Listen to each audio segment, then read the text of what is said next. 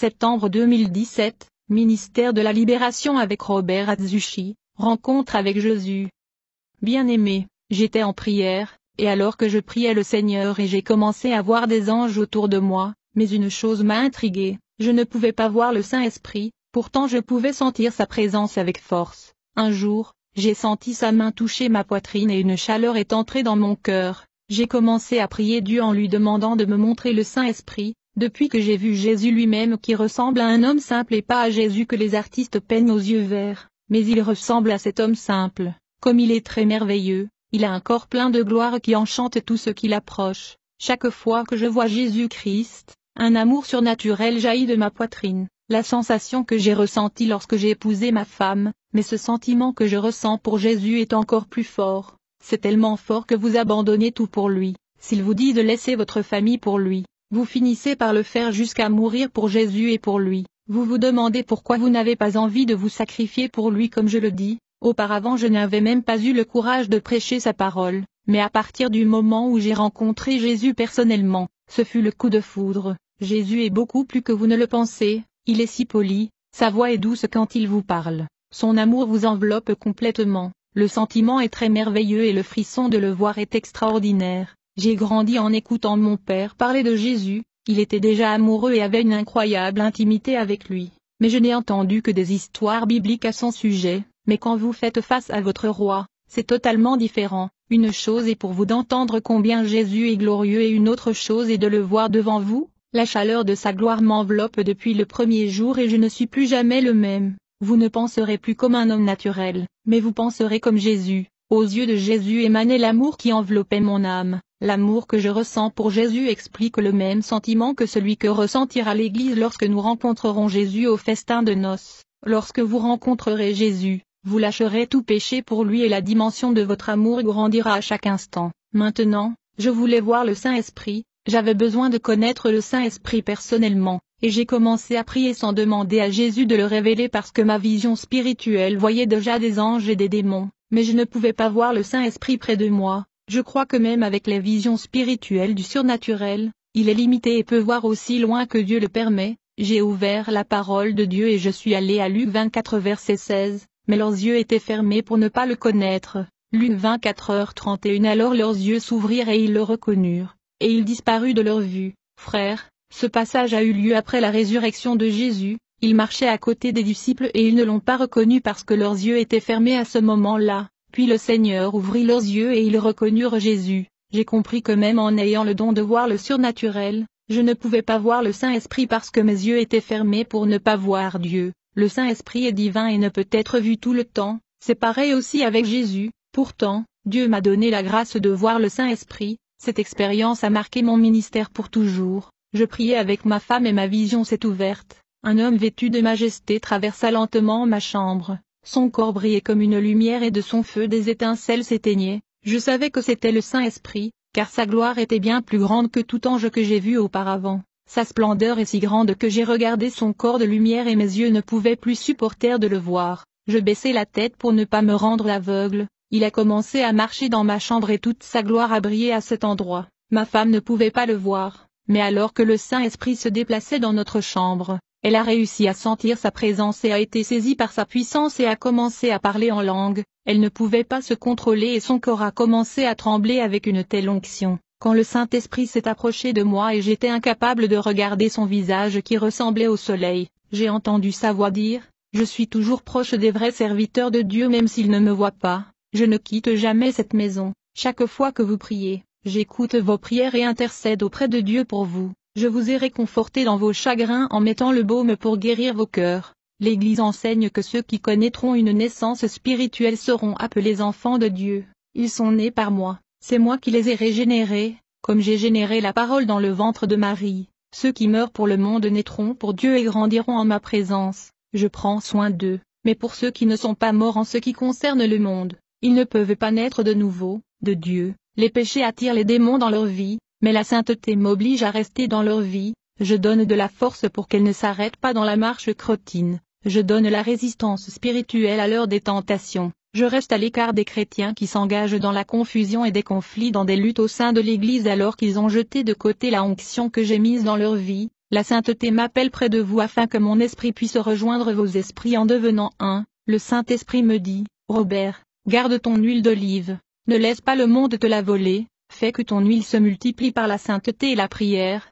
cherche Dieu et ne t'arrête pas. Si tu fais ce que je te demande, ta température spirituelle augmentera parce que j'augmenterai ta portion, ma présence et je te laisserai plus fervent, ma présence deviendra plus forte en toi et ma chaleur réchauffera ton âme, ne laisse pas cette flamme s'éteindre, mais qu'elle continue de plus en plus, ne perds pas le feu et la chaleur de ma présence à cause des choses de ce monde, je ne veux pas que tu sois froid ou tiède, mon sceau est dans ta vie, c'est la garantie que tu es sauvé. Un chrétien juste sera toujours guidé par ma présence chaque jour, il y a ma force surnaturelle qui accompagne le fidèle croyant qui mène une vie inséparable de Dieu, mon onction est pure et ne se mêle pas au péché, mais tous ceux qui sont saints et séparés du monde auront mon onction, dites à l'Église que pour avoir mon essence pure qui vient du ciel, elle devra renoncer au monde, s'ils vivent une vie mondaine et veulent en même temps servir Dieu, ils ne verront jamais de résultats dans leur vie spirituelle. Leur force et ardeur pour chercher Dieu doit être plus grande que les désirs de leur chair, s'ils n'ont pas la force d'abandonner le péché,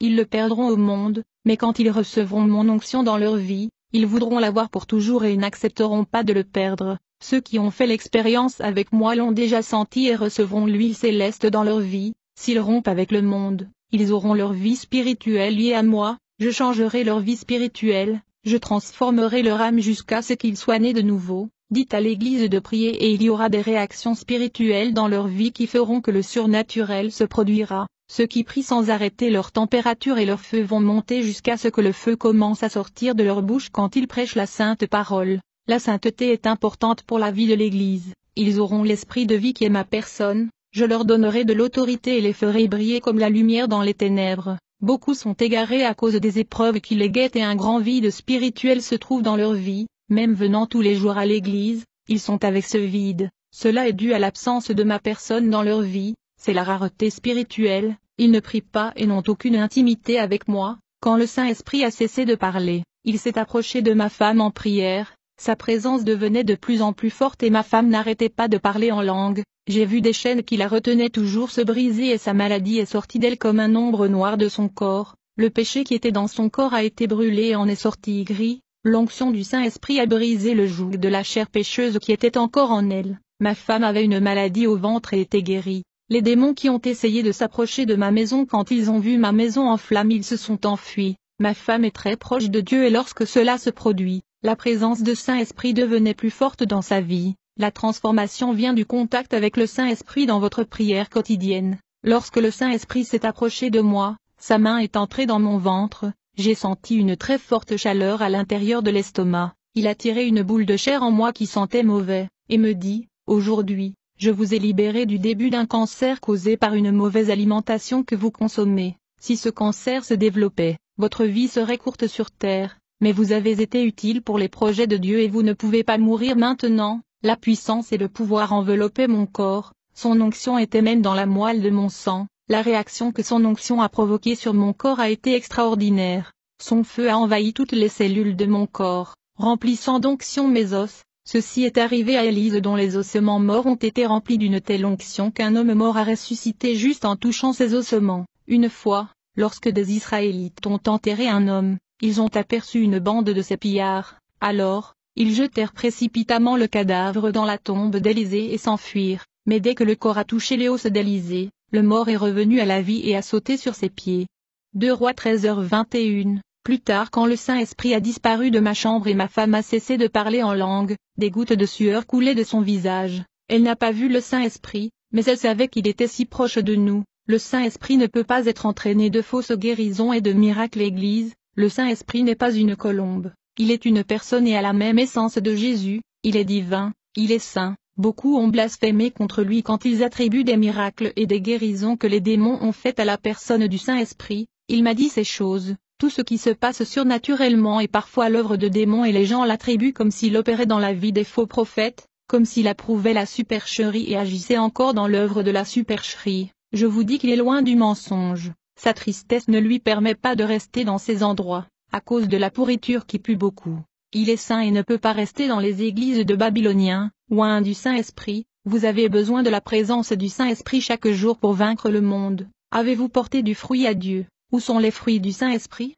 Vous dépendez de lui pour faire le travail, sans lui vous ne l'obtiendrez pas. Chacun est différent de l'autre, personne n'est comme vous. Vous êtes l'unique être créé par Dieu. N'imitez personne, apprenez à produire plus des résultats pour Dieu. Arrêtez de demander des choses matérielles, sachez offrir ce que Dieu veut, produisez pour Dieu et conservez votre réserve de l'huile pour les temps difficiles. L'onction de Dieu vous enveloppera et vous donnera la force spirituelle de persévérer jusqu'à la fin. Sa lumière s'allumera avec cette huile qui se déverse sur vous par votre intimité et vos prières au Saint-Esprit. Vous serez une personne spirituellement active et la lumière brillera sur vous. Si vous vivez une vie sanctifiée, allons recevez cette nouvelle onction répandue sur vous. Sans sanctification, il n'y a pas d'huile, sans huile il n'y a pas de lumière. Recevez la partie de la vie de cette parole dans vos intérieurs. Votre sainteté conduira le Saint-Esprit dans votre vie et vous serez enveloppé dans sa gloire. L'intimité avec le Saint-Esprit enveloppera votre vie de gloire. Comme il est bon d'avoir un contact avec le Saint-Esprit, de s'isoler du péché et de s'éloigner des illusions de ce monde. Le Saint-Esprit vous donnera des révélations lorsque vous lui rendrez visite personnellement. Frères, le Saint-Esprit travaille de manière spéciale dans la vie de ceux qui donnent leur vie à Dieu. Si vous voulez recevoir le Saint-Esprit et devenir un vase utilisé entre ses mains et faire la volonté de Dieu, examinez votre vie et voyez ce qui manque pour vous ajuster. Il veut occuper les espaces vides de votre vie. Il a une abondance d'onction à verser dans votre vie. Cela vaut la peine d'abandonner l'illusion et les choses du monde en échange de cette présence divine. Je vois que l'Église avec un cœur dur ne veut pas renoncer à leur vanité, empêchant le Saint-Esprit d'agir dans leur vie. Église, ne résistez pas au Saint-Esprit, il est la sagesse. Mais le diable entre dans le corps sans demander la permission et emmène l'âme en enfer. Le Saint-Esprit veut vous laisser dans la sainte image de Dieu afin que le monde puisse voir cette lueur, mais le diable veut déformer cette image en vous laissant comme des bêtes. Combien de frères ont la colère dans leur cœur, menacent les autres, se disputent pour des choses, n'ajoutent rien et créent des conflits, et dans leur maison se trouvent des bêtes. Le Saint-Esprit veut changer cela en vous et transformer votre vie en la laissant libre et légère. Il adoucit les cœurs durs des pierres, une personne juste brille, un ensemble de qualités s'ajoute à votre vie. Pour ceux qui sont nés de nouveau, il y a tellement de qualités spirituelles en eux, il y a tellement de fruits ajoutés dans la vie de ceux qui servent Dieu. Parfum céleste, j'ai eu une vision des saints en robe blanche et un parfum céleste émanant de leur corps. J'ai vu la pureté de leurs vêtements et la lumière attirée par leur rencontre. La lumière pénétra dans leur corps puis les laissa brillants dans toute l'église. Jésus m'a dit, cette flagrance et perfume manant des saints a été extrait des fleurs célestes pour parfumer les saints qui se purifient, la puanteur du péché. J'ai eu une vision avec ceux qui vivent dans le péché, leurs vêtements blancs étaient sales et leur corps puait, la charogne qui exhalait également ces personnes. Jésus m'a dit, les péchés de ces gens qui vissent le péché sont puants devant moi. Après cette révélation, j'ai eu la vision de beaucoup de prédicateurs étant élevés par des bergers et non par Dieu. Ils étaient charnels et recherchaient la certification et l'ordination de l'homme pour paraître légitimes au ministère. Frères, Dieu qualifie un homme pour un ministère de sainteté. Nous ne devons pas prendre position pour faire la volonté du berger. Dieu peut vous oindre pour être son représentant sur terre et un ministre de l'Évangile. Ne vous attendez pas à l'onction des hommes. À travers ce témoin, je vois des gens qui ont une intimité avec le Saint-Esprit. Je vois des croyants apprendre à parler avec le Saint-Esprit et à comprendre sa volonté, en marchant dans la direction qu'il commande. Je vois Dieu élever des gens de ses cendres. Jésus a dit, je demande seulement que le réservoir spirituel des croyants soit rempli d'huile abondante avant que je puisse l'enflammer. Les croyants doivent prier pour que les flammes restent allumées. Pour les saints qui continuent à grandir dans la grâce de mon esprit rétrogradé dans leur vie spirituelle, j'ai de grandes promesses pour eux. J'ai eu la vision de nombreux croyants en train de perdre la partie qu'ils avaient reçue. Leurs flammes ont été effacées car ils ont laissé le froid du monde se geler en se mêlant aux choses de ce monde. Ils ont réduit leur temps de recherche de Dieu et de donner plus de temps à ceux qui les éloignent de la présence de Saint-Esprit, pour allumer cette flamme éteinte. Consacrez du temps à la sainte parole et à la prière sincère. Plus vous priez, plus le feu de votre vie s'enflamme à nouveau. Pêche à l'huile après cette nuit de choc avec la présence du Saint-Esprit. Mon épouse devait prêcher dans une réunion de maison. Le service était réservé aux femmes. Elle débordait d'huile et quand elle a prêché, elle a brûlé cette maison et toutes les femmes ont été renouvelées avec le pouvoir de Dieu. Un croyant qui a une intimité avec le Saint-Esprit est un récepteur de la grâce de Dieu et un disciple qui forme ses disciples. La nuit, je suis allé prêcher où je me suis rassemblé et j'ai eu une vision de l'Esprit Saint atterrissant sur l'épaule d'un frère. Cette fois, il était en forme de colombe et se déplaçait à l'intérieur de l'église en volant partout. L'activité du Saint-Esprit a commencé dans l'église. il est la lumière de la vie de ceux qui le cherchent. J'ai vu le Saint-Esprit enlever des écailles spirituelles aux yeux de nombreux frères. Cette colombe a atterri sur mon corps et j'ai senti l'électricité envahir mon âme. J'étais rempli de l'onction et lorsqu'un frère est passé près de moi, il a senti cette présence et a été touché par le pouvoir de Dieu. Ce jeune homme n'avait jamais parlé en langue. Pour la première fois, il a reçu ce cadeau. Ma femme est également devenue plus participative à l'église. La mariée, nous sommes rentrés chez nous et j'ai eu une vision du Saint-Esprit. Cette fois, il était en forme d'homme et orne une femme vêtue d'une robe blanche. Le Saint-Esprit a orné la mariée non pas des joyaux du monde, mais des ornements spirituels. La mariée était ornée de persévérance, de vertu, de pardon, de légèreté, d'amour, de fidélité, de gratitude, de docilité, d'espoir, d'harmonie, de bonheur, d'union, de tranquillité, de piété, de paix, de tendresse, de perfection, de sagesse, de douceur, de grâce, de renonciation, de patience et solidarité. Cette femme ressemblait à une mariée prête à se marier. Jésus m'a dit, mon esprit prépare mon épouse à me rencontrer. Feu le lendemain, je suis allé visiter une église et quand j'ai commencé à prêcher, ma vision s'est ouverte et je voyais des pluies de feu tomber à l'intérieur de l'église. J'ai été choqué de recevoir cette pluie, mais les membres de l'église n'ont rien senti. J'ai demandé à Jésus, pourquoi suis-je le seul à avoir senti cette pluie? Jésus m'a dit, cette pluie venait de moi, mais les gens sont spirituellement morts et ceux qui sont morts ne peuvent rien ressentir. S'ils ne ressentent rien, c'est à cause de l'absence de mon esprit en eux, leurs lampes se sont éteintes. Ils ont besoin de les allumer de toute urgence avant qu'il ne soit trop tard, ils ont besoin de renouveau, nés de nouveau. Ceux qui sont nés de nouveau ne retournent pas au péché et se détournent du mal pour maintenir la pureté de leurs vêtements. La chair est faible, mais si elle n'est pas mortifiée pour le monde, elle prendra plaisir à pécher. Notre vie est préservée du péché lorsque nous crucifions et mourons à la vie de soi. Lorsque nous naissons de l'Esprit, nous héritons du caractère sanctifié qui est l'un des attributs de Dieu. Ceux qui sont nés de nouveau ne marchent pas dans les ténèbres, ils sont sereins, pacifiques et ont le contrôle de soi. Ils ne sont pas inquiets à propos des persécutions et ils n'explosent pas de colère. Ils peuvent contrôler leurs impulsions et avoir un esprit tranquille. J'ai vu des personnes fécondes du Saint-Esprit rendre un bon témoignage devant leur famille, chez elles, les hommes qui témoignent du changement dans leurs entreprises et leurs quartiers,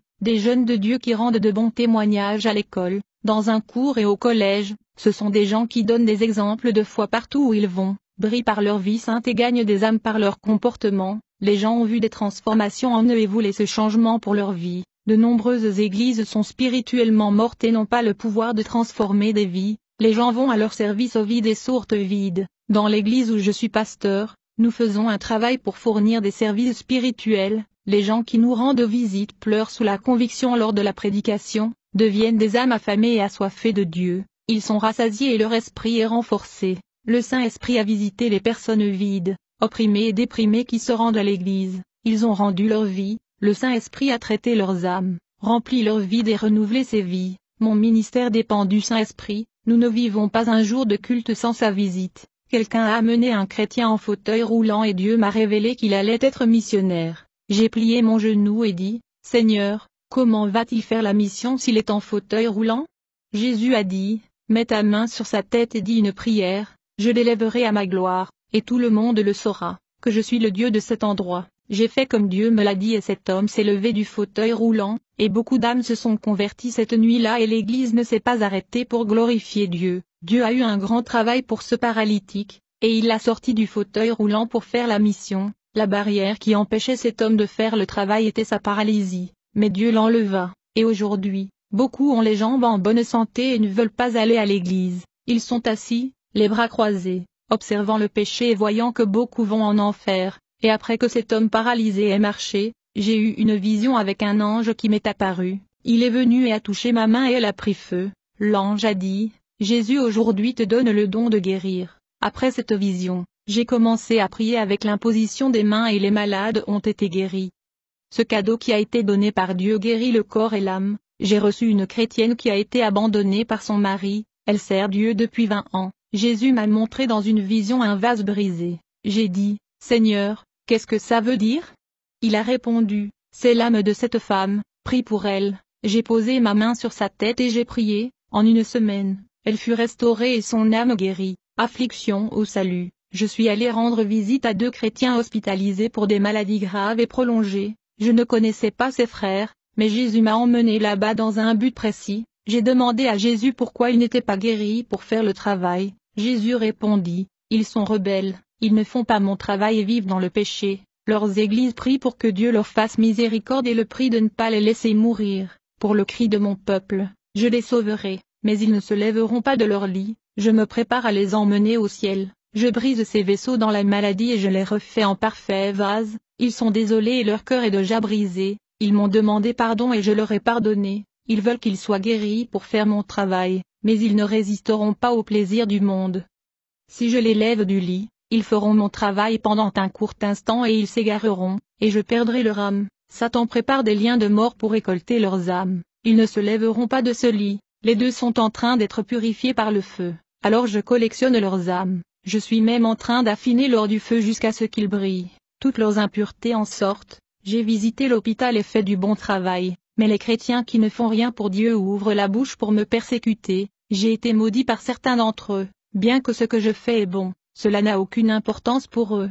Ils parleront toujours mal parce que leurs cœurs sont mauvais. Ils ne louent guère, la critique est dans leur cœur. Rien n'est bon pour eux.